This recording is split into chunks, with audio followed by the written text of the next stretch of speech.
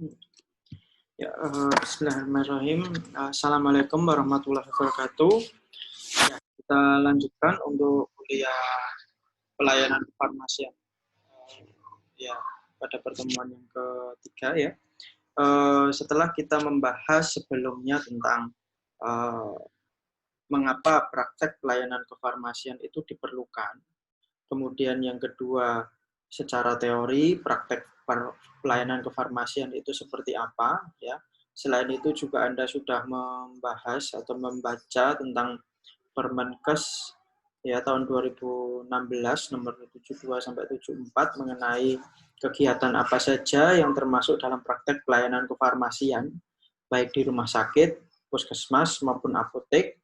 Ya, dari situ harapannya Anda sudah memahami tentang filosofi kegiatan praktek pelayanan kefarmasian, khususnya yang individual base. Ya, seperti sebelumnya saya sampaikan bahwa praktek pelayanan kefarmasian itu bisa individual base yang berorientasi pada pasien sebagai individu, atau juga yang kedua adalah population based.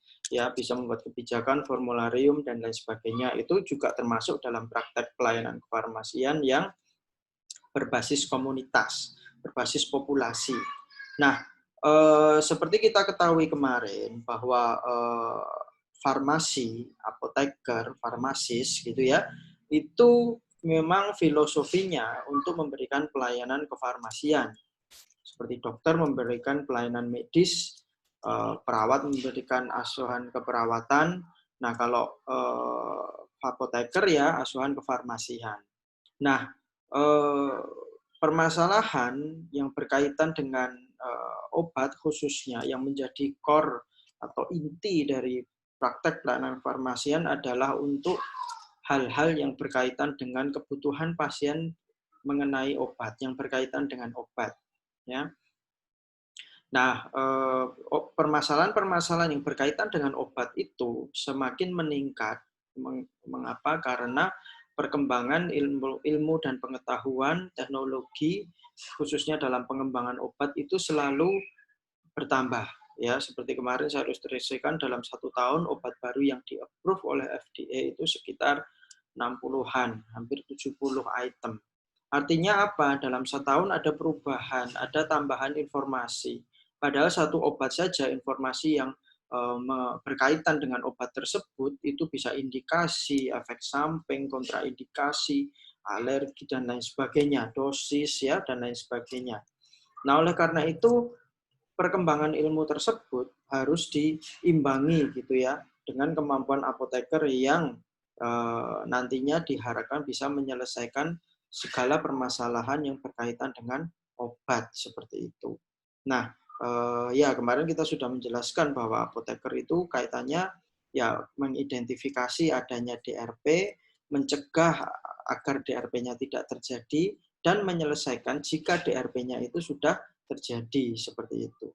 Nah, masalahnya tadi semakin meningkat jumlah obatnya dan kita sebagai apoteker harus mempunyai pola pikir atau mindset atau framework di otak kita bahwa cara untuk mengidentifikasi adanya DRP itu melalui proses yang namanya farmakoterapi workup yang sudah kita diskusikan pada pertemuan berikutnya ya. Seperti kemarin kalau misalnya kita lihat dari indikasi kita bisa nemu 2 DRP yaitu DRP obat tidak ada indikasinya atau indikasi tidak ada obatnya, itu 2 DRP. Atau efektivitasnya tidak tercapai ya, pasien sudah menjalani pengobatan tapi tidak tercapai, artinya dia kemungkinan mengalami DRP 2 ya, antara 2 itu yang nomor 3 dan nomor 4, yaitu obat yang tidak efektif atau dosisnya terlalu rendah. Nah, kemudian tadi sudah pertama indikasi dapat 2, efektivitas dapat 2, kemudian yang safety juga ada 2. Kalau misalnya kaitannya dengan efek samping dan toksisitas itu kaitannya dengan ya adanya efek samping dan interaksi, dan juga kalau toksisitas kaitannya dengan dosisnya terlalu tinggi. Ya, jadi dari 3 poin mindset itu kita menemukan 6 DRP. Nah, kemudian yang ketujuh adalah tentang kepatuhan. Ya, kemarin kita sudah membahas yang namanya kepatuhan itu bisa disebabkan karena pasien tidak mau atau pasien tidak bisa. Ya, kemarin ada perbedaan. Kalau tidak bisa itu karena memang ada hal yang bisa diselesaikan karena pasien tidak bisa. Tapi kalau tidak mau nanti intervensinya lain. Ya, misalnya dengan pendekatan secara sosial gitu ya, dan seterusnya. Nah, jadi dari sini kita akan melihat ya, kalau kemarin kita sudah mendiskusikan tentang bagaimana sih mengidentifikasinya, sekarang kita lihat contoh kecil ya dari kasus-kasus DRP ini. Kenapa saya bilang contoh kecil? Karena namanya DRP ini meskipun konsepnya sederhana, tetapi implementasinya, variasi kasusnya itu sangat luas sekali. Ya, jadi yang saya sampaikan di sini adalah contoh-contoh yang sangat sedikit ya dibandingkan dengan kondisi real yang aktual di dalam praktek sehari-hari atau praktek klinis ya, praktek kepada pasien seperti itu. Kita mulai dengan kondisi yang pertama, yaitu unnecessary drug therapy atau terapi obat yang tidak perlu ya. Jadi contohnya apa atau kondisi yang seperti apa yang termasuk dalam kategori ini, yaitu kategori ada obatnya atau ada resepnya, ada ditulis resepnya tapi sebetulnya tidak perlu pasiennya. Ya misalnya yang pertama kondisinya adalah tidak ada indikasi medis yang valid untuk obat yang diperoleh sama pasien.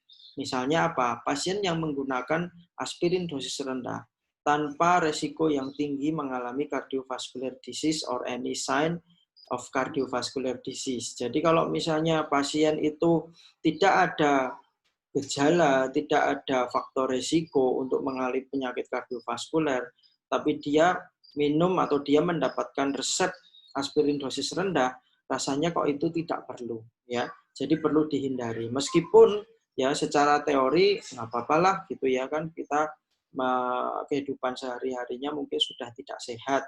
Oleh karena itu agar kolesterolnya mungkin tidak terjadi penjendalan darah, saya minum aspirin dosis rendah. Ya kalau memang tidak ada valid indication, valid medical indication, ya nggak usah kan seperti itu. Itu yang pertama. Yang kedua, penggunaan produk secara beberapa jenis produk obat untuk kondisi yang memerlukan hanya terapi tunggal ya. Contohnya apa? Seorang pasien menggunakan 3 jenis laksatif ya untuk mengatasi konstipasi ya. Jadi pasien tidak bisa BAB misalnya seperti itu, dia minum sampai 3 jenis laksatif. Padahal laksatif itu secara teori kan tidak bisa bersinergi ya, kalau misalnya seperti itu minum 1 jenis saja sudah cukup. Nah ini termasuk dalam kategori DRP yang unnecessary drug therapy, jadi obatnya tidak diperlukan. Kemudian kondisi yang ketiga adalah kondisi medis yang dialami oleh pasien, itu lebih tepatnya kalau diterapi dengan menggunakan non-farmakologi tanpa obat ya. Misalnya apa? Seorang pasien yang menggunakan benzodiazepam setiap malam untuk hipnotik ya selama 3 tahun ya, padahal gitu ya dia tidak punya faktor risiko yang jelas, sehingga sebetulnya si pasien tadi daripada menggunakan obat golongan benzodiazepam, sebetulnya pasien jauhnya lebih baik kalau mengatur pola tidurnya, kebersihan tempat tidurnya, dan juga menjalani olahraga misalnya seperti itu ya, untuk menormalkan ritme atau metabolisme dalam tubuh. Ya mungkin dia memang gaya hidupnya memang tidak sehat seperti itu. Jadi daripada minum obat sebaiknya ya ada aktivitas fisik, olahraga, kemudian tempat tidurnya dibuat nyaman, dan juga mungkin dipaksakan membuat kondisi-kondisi yang memang kondusif untuk tidur seperti itu ya, daripada minum benzodiazepin ya, karena ini obat yang relatif kalau bisa dihindari seperti itu ya, apalagi bukan hanya ya, apalagi untuk misalnya masih ada alternatif lain yang bisa dilakukan. Oke, yang kedua adalah seorang pasien minum furosemid untuk mencegah radang ankle ya. Ini juga tidak pas gitu ya. Kalau radang ya sudah dikompres dan lain sebagainya ya, tidak perlu dikasih furosemid karena memang betul furosemid itu bisa mengeluarkan cairan gitu ya, karena dia sebagai diuretik ya. Tetapi kan radang sendi, radang engkel itu bukan kaitannya ya bukan di situ mekanismenya. Jadi ya harusnya obat furosemid ini tidak perlu digunakan seperti itu. Contoh lain adalah suatu obat digunakan untuk menerapi gitu ya, avoidable adverse reaction. Jadi efek samping yang bisa dihindari yang berkaitan dengan obat lain ya. Jadi misalnya obat A itu digunakan untuk mengobati efek samping dari obat B. Nah, kalau obat B-nya diganti yang efek sampingnya tidak keluar, ya sudah kan jadi obat A-nya tidak diperlukan kan gitu. Contohnya apa? Seorang pasien menggunakan paracetamol dikombinasikan dengan kodein. Paracetamolnya 500 mg, kodeinnya 10 mg. Akibatnya apa? Pasien itu minum, akibatnya dia mengalami konstipasi ya. Nah, ini silahkan nanti dicek dari dua obat ini mana yang menyebabkan konstipasi ya. Nah, ini untuk latihan Anda juga untuk memperkaya kasus-kasus yang berkaitan dengan obat. Nah, konstipasi ini ya diterapi menggunakan laktulosa dan juga bisakodil. Ya. Nah, kalau obat sebagai penyebab konstipasinya tadi diganti atau dihilangkan, ya obat untuk konstipasinya ini yang laktulosa dan bisakodilnya kan tidak perlu seperti itu. Nah, apoteker harus bisa mengkomunikasikan ini gitu, menggali pasien ya. Saya sakit ini, makanya kita ketika ketemu dengan pasien kemarin yang pertama adalah menggali informasi dulu, tidak langsung serta-merta memberikan obat sesuai gejala yang dia alami. Ya, jadi pertama harus ditanya ya demografinya kemarin kita diskusikan, riwayat pengobatannya, riwayat medisnya, ya kondisi medis dan riwayat pengobatan di rumah mendapatkan obat apa atau saat ini menggunakan obat apa. Nah kalau itu kita lakukan, insya Allah kita bisa mengidentifikasi ini. Tapi kalau tidak, kita hanya memenuhi kemauan pasien, ya sudah nanti jadi terapinya jadi tidak efektif, efisien gitu, DRP jadi terjadi, jadi fungsi apoteker jadi tidak ada seperti itu. Ya. Kemudian kondisi lain yang berkaitan dengan terapi obat yang tidak perlu adalah drug abuse, alcohol use, or smoking ya. Hal-hal yang disebabkan oleh penyalahgunaan obat, penggunaan alkohol maupun merokok ya, itu harusnya dihindari ya. Contohnya orang-orang yang pakai PPI untuk mengobati dispepsi karena dengan kecanduan alkohol ya, berkaitan dengan kecanduan alkohol ya. Ini mungkin untuk orang-orang yang rajin minum alkohol kan kadang efek sampingnya kan dispepsi ya, serangan di lambung seperti itu dan perlu PPI. Nah kalau alkoholnya dihentikan kan nggak perlu PPI. PPI-nya nanti kalau misalnya diperlukan kalau memang benar-benar memang ya secara medis memang ada gangguan ya yang memang benar-benar dari manusianya itu sendiri. Tapi kalau ini disebabkan oleh alkohol, ya harusnya alkoholnya yang dihindari. Kan seperti itu. Nah, di sini silahkan dilihat ya mekanismenya ya, tugasnya ya. Aspirin sebagai antiplatelet fibrinolitik itu bagaimana mekanismenya ya. Nah, apa perbedaannya? Karena apa? Aspirin kan digunakan sebagai non-steroid ini ya, sebagai NSAID ya, anti nyeri juga gitu kan.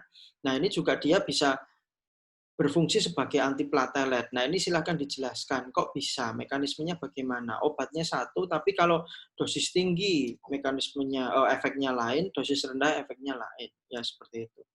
Kemudian dispepsi, silahkan dijelaskan dispepsi itu apa. Kemudian konstipasi itu apa? Ya. Kemudian kodein yang menyebabkan konstipasi antara kodein paracetamol itu yang mana gitu. Ya, dan mekanismenya seperti apa? Ini silahkan dikerjakan nanti. Kemudian mekanisme dari paracetamol sebagai antipiretik. Ini kan pengetahuan yang sangat dasar sekali. Semoga Anda semuanya sudah tahu, tetapi nanti silahkan dituliskan bagaimana mekanismenya ya sebagai tugas. Oke, kondisi yang kedua dari DRP ini adalah need additional drug therapy, ya. Jadi pasien yang sebetulnya ada kondisi medis tetapi belum mendapatkan obat atau belum mendapatkan resep untuk diberikan obatnya. Nah, oleh karena itu jangan lihat resepnya saja, jangan lihat obatnya saja, ya, tetapi Anda harus ketemu dengan pasien dan menggali informasi, ya. Ini contoh yang lain. Untuk bisa mengidentifikasi DRP, Anda harus bisa ketemu dengan pasien dan menggali, ya, kemungkinan-kemungkinan penyebab yang dialami atau kemungkinan adanya indikasi yang belum diobati. Contohnya apa? Yang pertama adalah kondisi medis menyebabkan obat baru, kan seperti itu. Misalnya orang nyeri tidak dapat analgetik, itu contoh yang paling sederhana. Kemudian preventive drug therapy is required, dibutuhkan untuk mengurangi resiko mengalami penyakit tertentu. Ya, contohnya pasien chronic heart failure, gagal jantung kronis, ya, karena left ventricular systolic dysfunction, ya, disfungsi sistol ventrikular kiri tidak mendapatkan ACE inhibitor atau angiotensin reseptor blocker, ya. Nah, ini dia bisa menyebabkan apa? Nah, nanti Anda coba dicari tahu, ya. Kemudian pasien yang mengalami atrial fibrillation tapi tanpa antitrombotik terapi. Nah, ini mungkin bisa lanjutannya apa, prognosisnya apa, Anda harus bisa mengira-ira. Ya, kalau atrial fibrillation, ya, denyut jantungnya tidak normal seperti itu tanpa antitrombotik, ya, tanpa trombotik terapi, ya, jadi misalnya tanpa pemecah clot seperti itu, bahayanya apa? Ya, contohnya ini bisa menyebabkan stroke, kan gitu. Karena atrial fibrillation kan kadang aliran darahnya cepat seperti itu, ya, kadang lemah kayak gitu, ya. Nah, kalau misalnya tiba-tiba cepat, kemudian ada sumbatan, nah itu kan bisa menyebabkan stroke tadi. Nah, ini beberapa contoh preventif drug therapy, ya, beserta indikasi klinisnya. Contohnya tadi aspirin kita sudah diskusikan, ya, kan sudah saya tanyakan untuk penjelasan mekanismenya. Kalsium suplemen untuk mencegah osteoporosis, asam folat, ya, ini sebetulnya sebelum ketahuan hamil, ya, kalau misalnya sudah berprogram, ya harusnya sudah minum asam folat gitu, karena ini dibutuhkan saat apa, trimester pertama gitu, kan, karena apa, kalau misalnya tidak kekurangan asam folat gitu, ya, atau ya mengalami kekurangan asam folat, nanti bisa menyebabkan neural tube defect, ya, jadi gangguan di perkembangan sistem saraf pusatnya. Ya, kemudian vaksin, ya, vaksin semuanya jenisnya adalah untuk vaksin digunakan untuk mencegah penyakit yang spesifik tadi. Kemudian Neupogen atau Filgrastim itu digunakan untuk pasien yang mendapatkan anti kanker. Dimenhydrinate, ya, kalau Anda punya antimoa itu kan untuk mencegah motion sickness, ya, mabuk, ya, karena pergerakan, ya, bisa mabuk darat, laut, udara, ya, seperti itu. Kemudian kontrasepsi untuk mencegah kehamilan, amoksisilin, ya, kadang untuk pasien endokarditis profilaksis pada pasien gigi, ya, dengan cardiac lesion atau prosthetic heart valve itu kadang diperlukan. Kemudian colchicine untuk mencegah pasien artritis, ya, gouty artritis seperti itu untuk profilaksis. Jadi agar tidak mengalami gout. Ya, seperti itu. Nah, contoh yang lain ini sekedar kasus gitu, ya.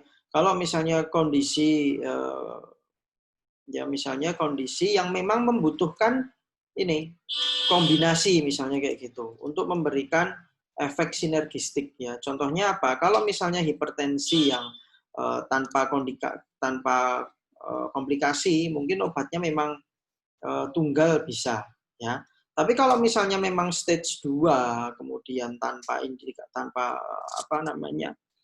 dengan kondisi komorbid atau kondisi komplikasi, itu kadang memang diperlukan, kadang terapi tunggal itu tidak cukup seperti itu. Nah, ini termasuk DRP. Meskipun kalau kelihatannya gitu, ya, kelihatannya kan pasien hipertensi, dia sudah mendapatkan antihipertensi, ya, sudah cukup kan, sudah betul ya. Tetapi kita harus melihat ya, pasien itu tekanan darahnya seperti apa. Kadang perlu pemeriksaan berulang ya, sehingga ketika memang sangat tinggi ya memang dia harus mendapatkan obat tambahan, antihipertensi tambahan kan seperti itu. Ya, kondisi yang lain adalah kondisi medis yang membutuhkan terapi yang mendapat untuk menghasilkan sinergistik efek atau efek sinergis atau efek tambahan itu apa? Kalsium dan vitamin D. Ya, untuk pasien dengan osteoporosis ya yang sudah minum bisfosfonat. Nah, ini mekanismenya bagaimana silahkan dicek. Ya, seperti itu. Nah, berdasarkan trial, persentasenya tinggi sekali ya. Misalnya ini ada studi dari 5.136 itu 39% pasien 37,9% itu membutuhkan tambahan obat. Kondisi apa saja yang membutuhkan tambahan obat? Ternyata 19,6% kondisi medis yang tidak diterapi, kemudian 15,8% untuk pencegahan, 13,2% adalah untuk kondisi-kondisi yang membutuhkan efek sinergis dan adiktif tadi. Efek tambahan bukan adiktif. Jadi kalau adiktif efek image-nya kurang baik. Nah, ini tugas lanjutannya adalah apa itu atrial fibrillation? Silakan dicek. Hubungan antara atrial fibrillation dengan atrial trombolitik ya nanti dicek ya seperti apa penjelasannya. Kemudian neural tube defect itu apa? Kemudian kaitannya vitamin D, kalsium dan bifosfonat dan metabolisme tulang. Ya, ada pemecahan osteoklas, osteoblast itu tolong nanti dituliskan ya. Jadi sepanjang perjalanan kuliah ini nanti ada beberapa tugas yang harus dikerjakan. Tadi kita sudah melihat dua golongan DRP. Kemudian yang ketiga adalah obat. Sudah diberi obat tapi bukan yang paling efektif. Ya. Ini ada pertanyaan. Apa obat yang paling efektif untuk pasien dengan hipertrigliseridemia? Kalau Anda lihat pilihannya ada golongan statin, fibrat, resin, omega 3, asam lemak omega 3, itu semuanya bisa digunakan untuk pasien yang hiperlipidemia. Tapi kalau hypertrigliseridemia, mana yang paling tepat? Nah, ini silakan dijawab juga. Kemudian contoh yang lain adalah obatnya bukan yang paling efektif. Misalnya obat pasien common cold mendapatkan antibiotik, ya nggak bisa gitu ya. Kalaupun sembuh itu karena pasien sembuh sendiri kan gitu. Kemudian kondisi medis itu refractory to drug product ya. Misalnya pasien dengan hiperplasia prostatik benigna menggunakan doxazosin ya untuk selama lebih dari 4 tahun. Nah, ini nanti dicek mekanismenya seperti apa.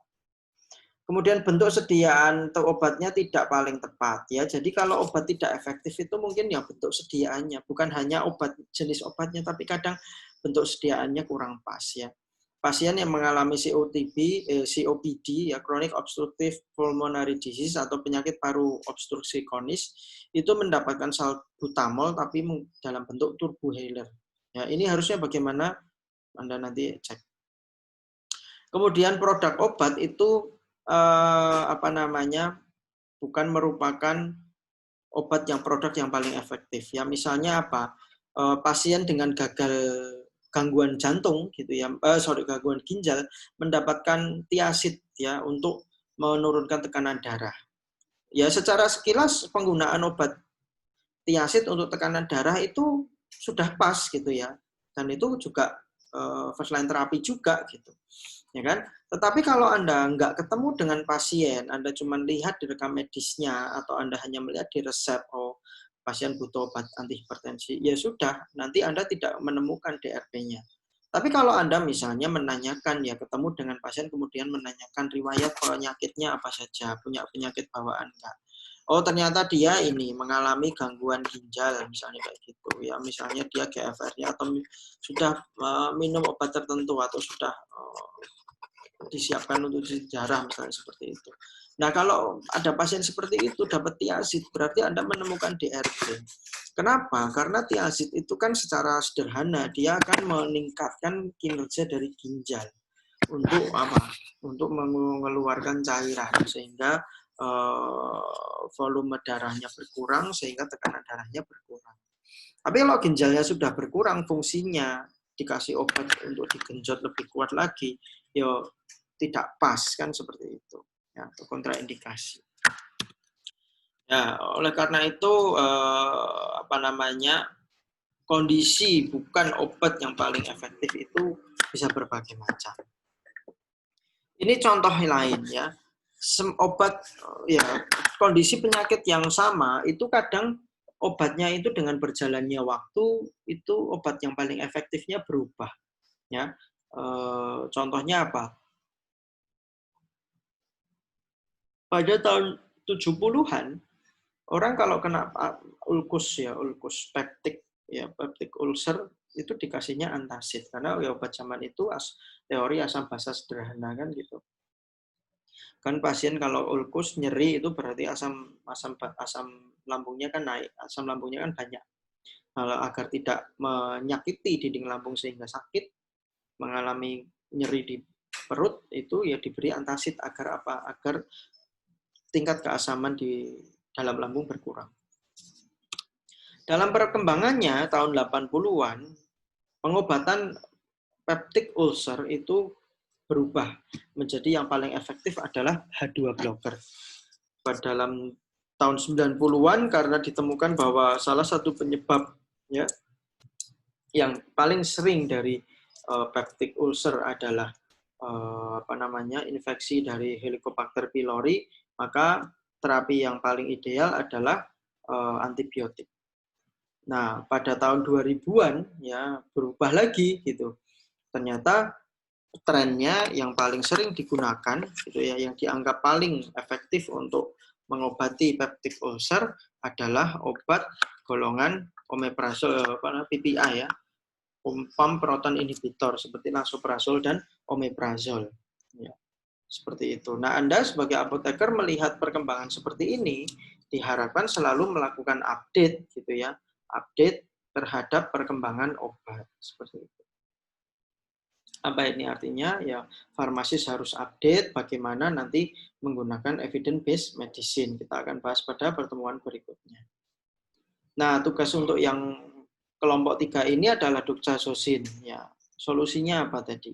Kemudian salbutamol, turbohaler, itu yang salah di mana?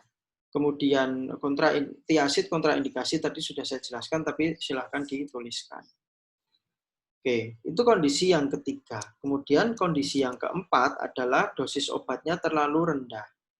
Ya, misalnya apa? Contohnya adalah ya memang dosisnya kondisi yang pertama dosisnya memang terlalu rendah untuk menghasilkan efek yang diharapkan.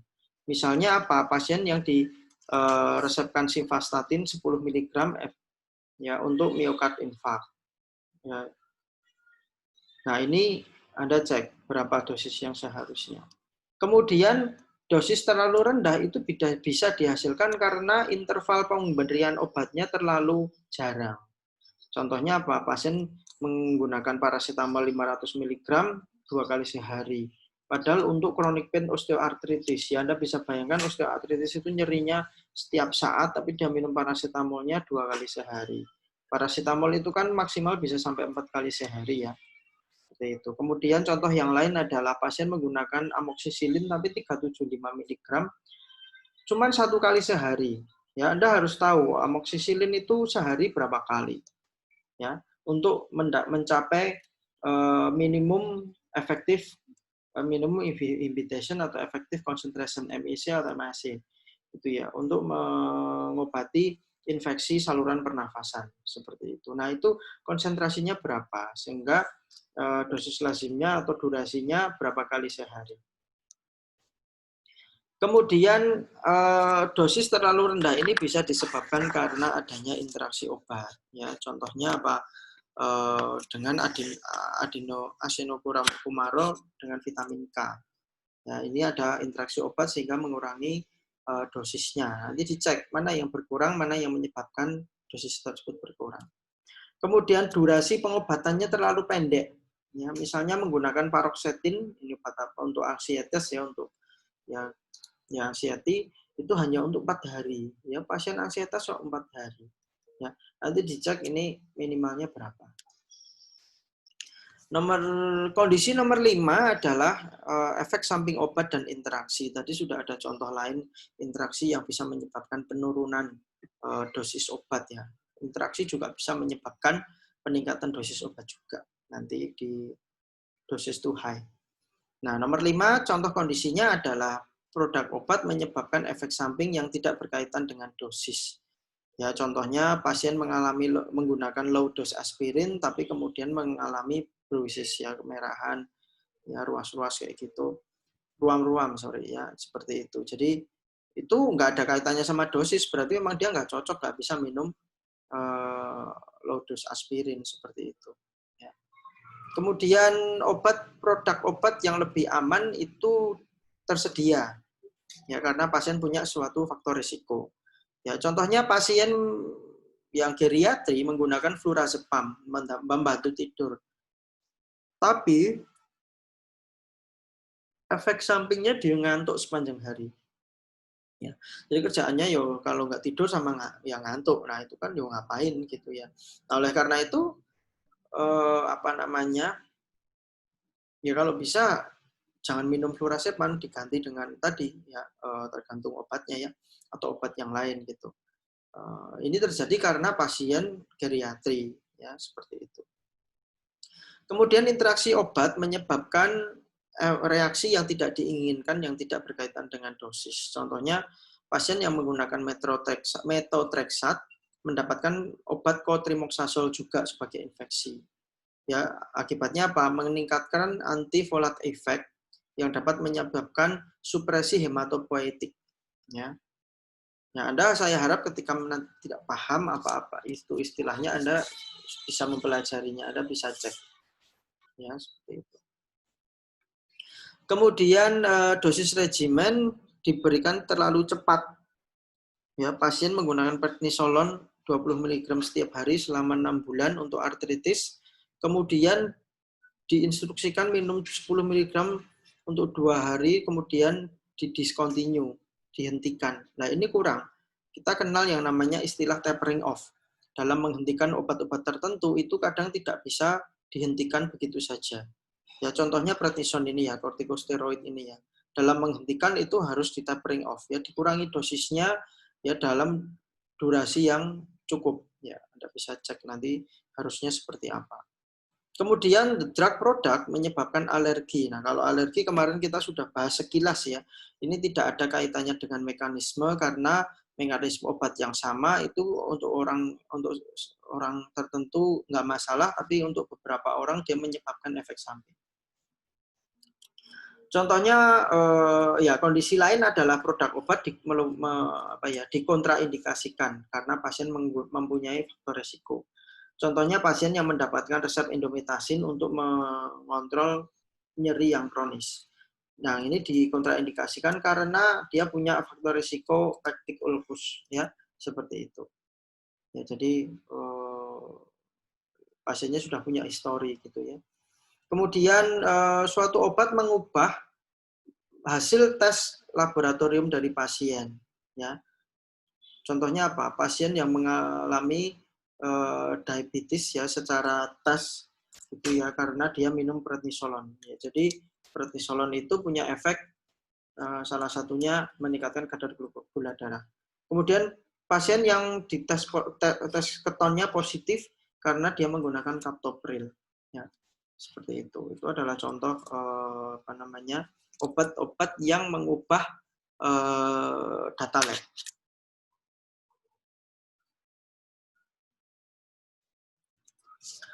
Oke, kemudian kondisi keenam adalah dosisnya terlalu tinggi.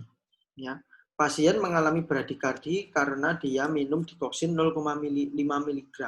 Ya. Terlalu tinggi dosisnya. Kemudian frekuensinya, ya dosisnya mungkin sudah tepat, tapi karena frekuensinya terlalu pendek, ya minumnya terlalu sering, itu kadang juga bisa menyebabkan kadar obat di dalam darahnya jadi melebihi MTC, sehingga mengalami toksisitas. Contohnya apa? Hiperkalemia. Kalau ini hiperkalemia ya, karena minum amilorid 10 mg 3 kali sehari. Ya, kemudian durasi penggunaan obatnya terlalu panjang ya. Ini kebalikan tadi ya dari dosis too low ya. Pasien mengalami kongestion nasal menggunakan nasal spray ya silometasolin untuk 4 minggu. Ngapain ya sampai 4 minggu?